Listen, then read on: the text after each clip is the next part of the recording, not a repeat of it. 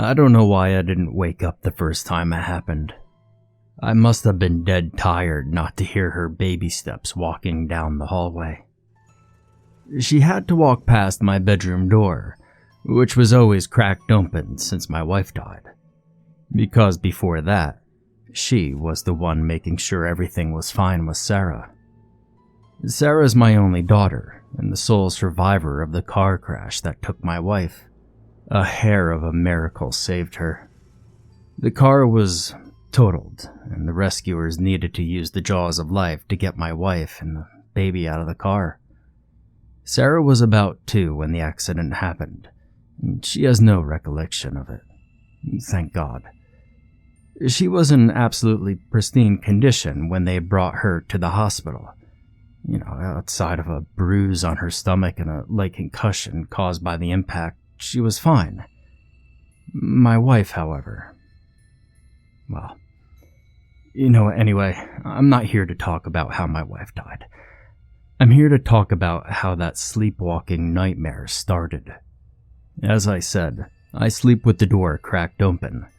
I used to keep it closed because my wife was a light sleeper, so she could always make sure Sarah was okay no matter what. At the first call for the sound of little feet slapping against the wooden floors, my wife always perked up and carried on to care for our daughter. I'm not a bad dad, I'm just a really heavy sleeper. It's been hard on me these past 3 years, raising our daughter and losing sleep to make sure she was fine. So when I said I missed it the first time, I must have been dead tired. I didn't miss it every other night though.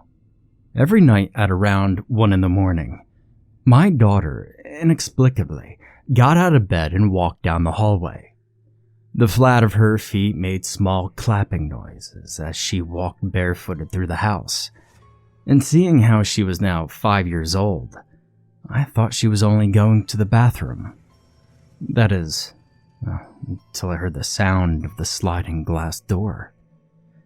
I was only half awake when I heard it, so I didn't rush out of my room to see what the little shit was up to.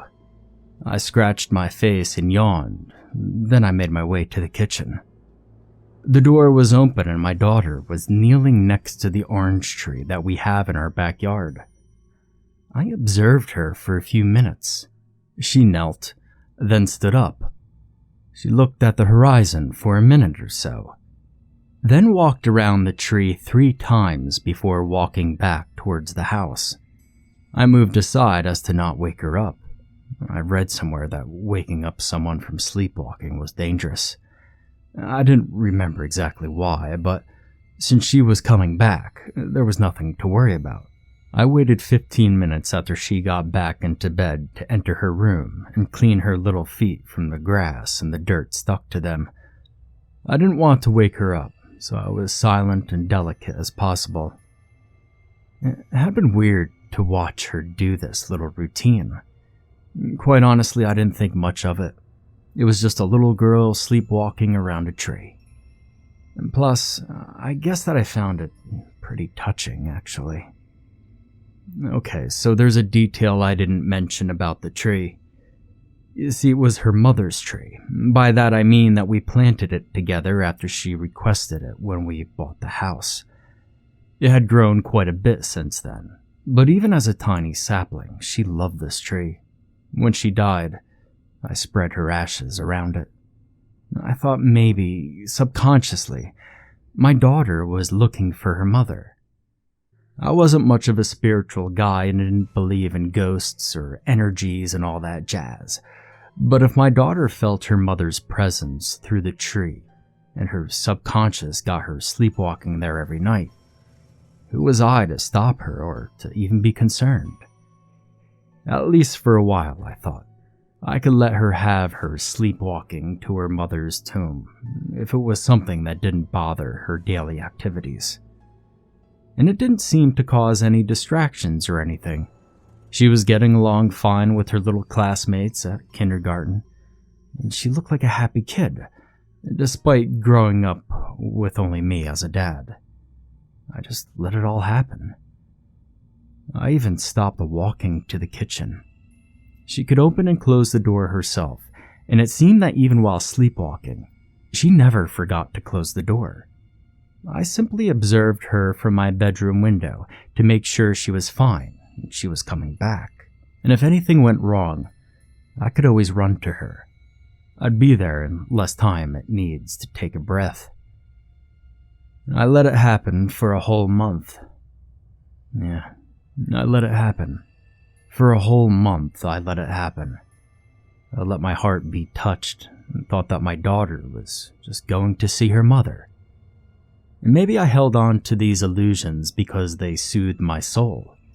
Maybe I was the one with an ache that needed to be comforted after all. Because each time my daughter went out, I felt a little bit of relief. I felt like she was not alone with me anymore. And again, I don't think I'm a bad dad, but, I think every child should have both parents. Am I wrong? But after the first month, and after realizing that it wouldn't help my daughter or me, I knew it was time to stop her. I didn't want to wake her up though, so I consulted with my doctor to know what would be the best way to deal with it. Should I lock the door of her room? Should I make sure that she can't open the door leading to the balcony? Should I sit down and have a talk with her? I had no idea where to start. My daughter's behavior hadn't really changed. She never talked about the tree and rarely about her mom. Sometimes she would look at the picture of her mother and ask me how she was, if she was kind and if she smelled nice. I would answer her that her mother smelled like oranges and happiness, and that she had an open heart and the kindest smile. This always satisfied my daughter. And so again, I really didn't know how to bring it up with her, that she'd been going to her mother's tree every single night. The doctor told me I should avoid shocking her, and I should probably sit down with her and ask her if she remembered what she did in her sleep. So I did, and as expected, I didn't get a clear answer.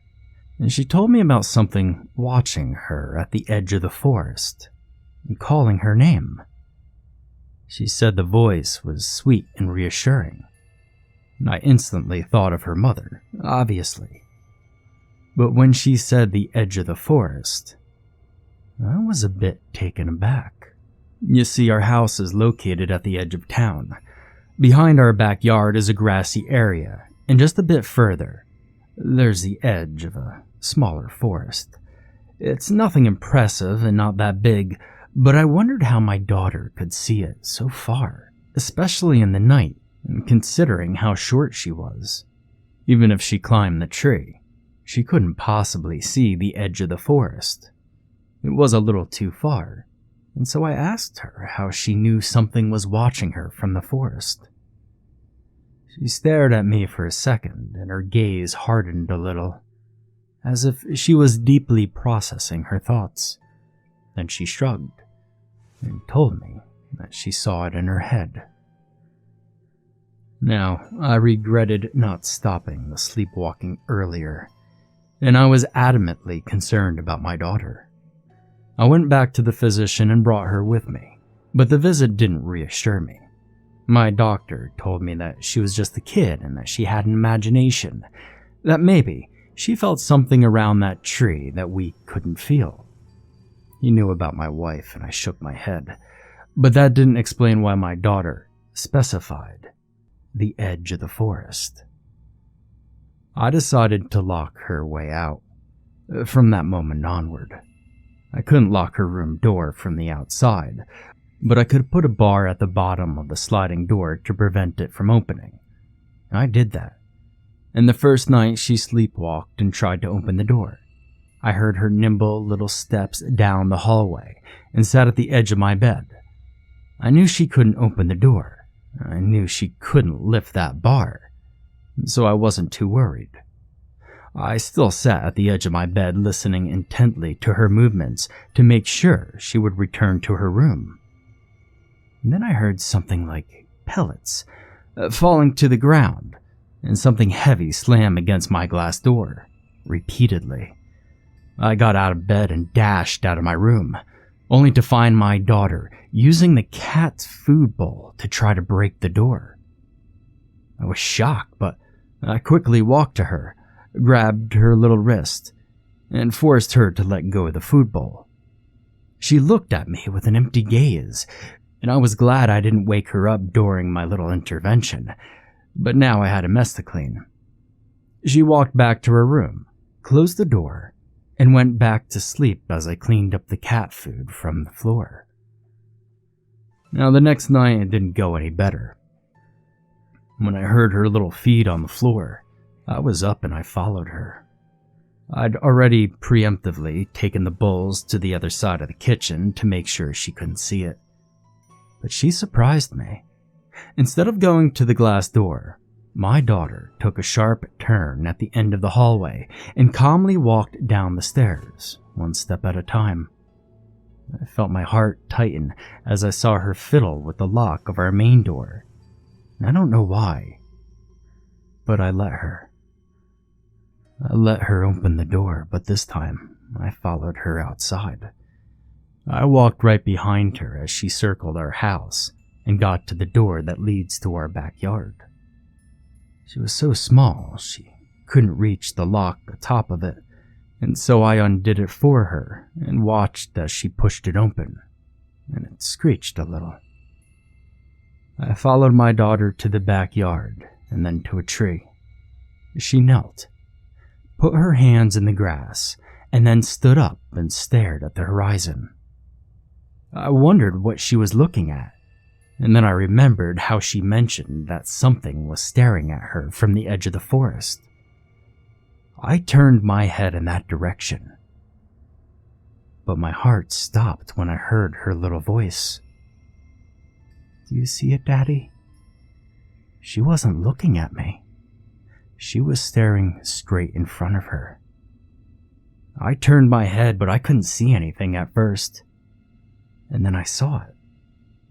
A dark silhouette at the edge of the forest. I couldn't hear a word except for my daughter saying, "It's calling me by my name."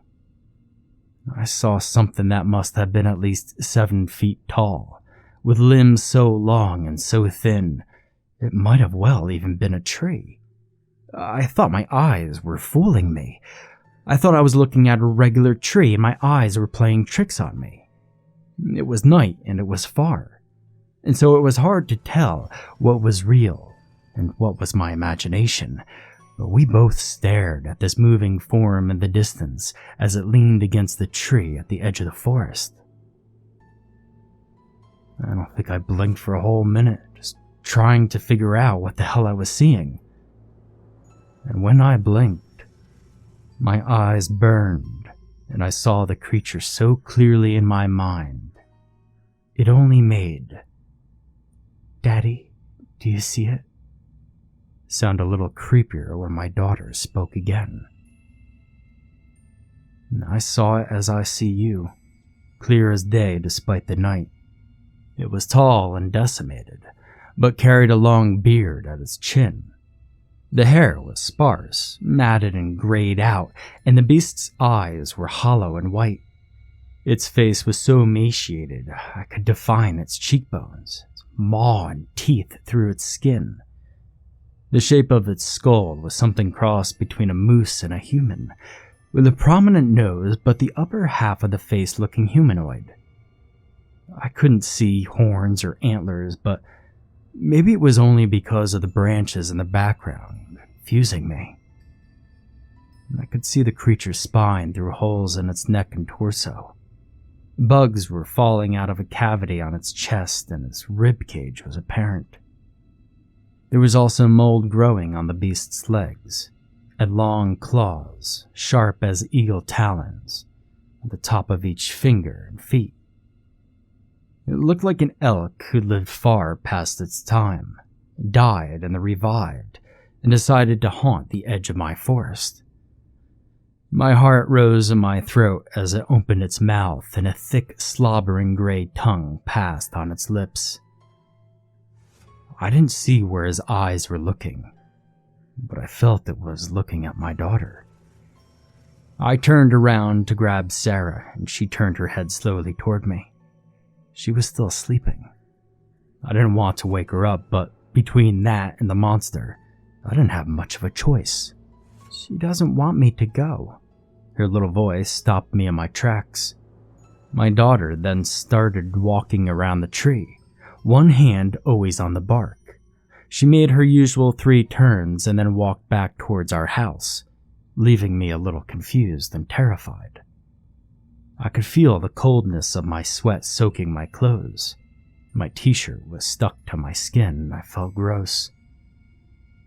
She doesn't want me to go. I looked back at the forest just in time to hear a wretched scream and see something disappear into the dead of night. She doesn't want me to go. That's what my daughter said before she circled the tree 3 times and went back inside. Something was definitely preventing her from leaving our backyard and going straight to that creature who was calling for her. And that night, I knelt at the bottom of the tree. I thanked her, in the top of her grave, for protecting our daughter. She was still with us.